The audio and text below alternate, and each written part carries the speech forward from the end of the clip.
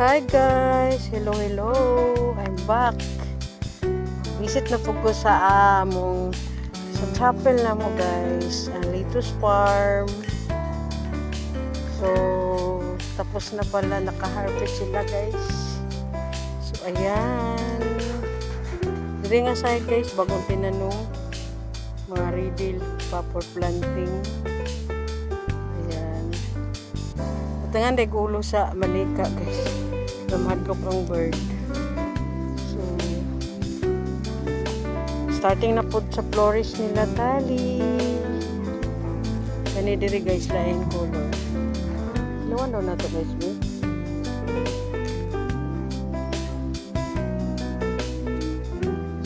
Laman na siya guys. Dili pait. Nasa ta diri guys. Kato ang hapit na ma-harvest.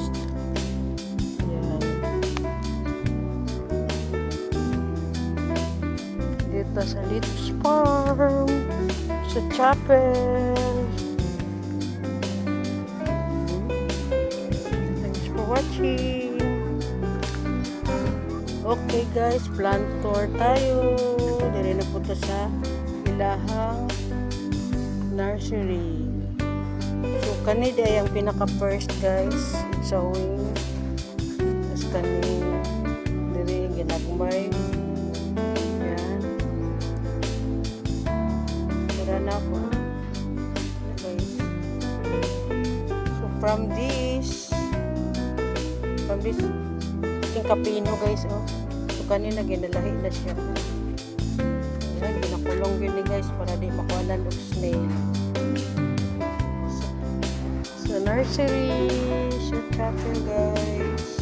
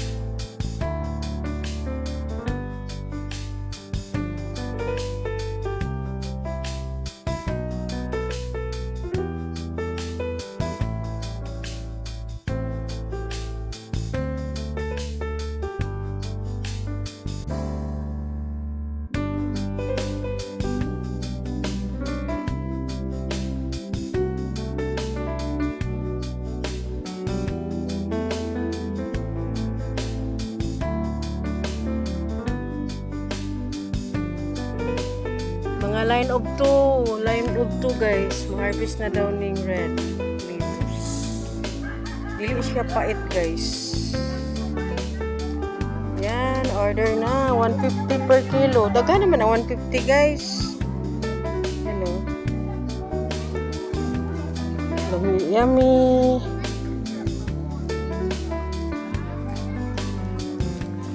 Lettuce Farm sa chapel. Wow! Kasayo naman ni mo ulan. Aga mo naman. Sayuwa oy na. Ting-ulan na gagkaroon mami. Mo saluran mami. Saluran. Sa ulan.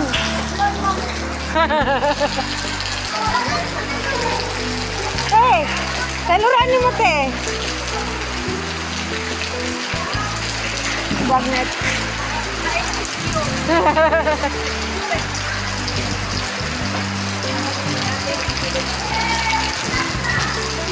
Ulan dong-dong. Nasi dong-dong guys. Early naman ang ulan guys.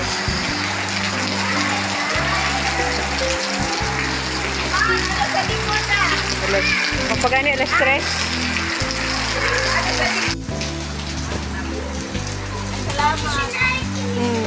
Bugnaw. Save sila sa dilig, guys. Sila ati tita.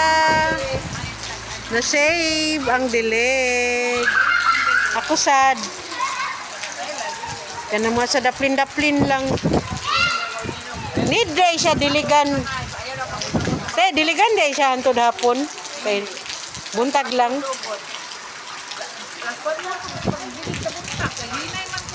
Dili na usban siya sa hapon. Naapod no kaduha. Oh. Need day siya sige lang moist. Uban gani kay sa tubig lamang gani. Sa tubig lang gani ng uban no. Na tinanom hydroponics. Wala mo nag-try anak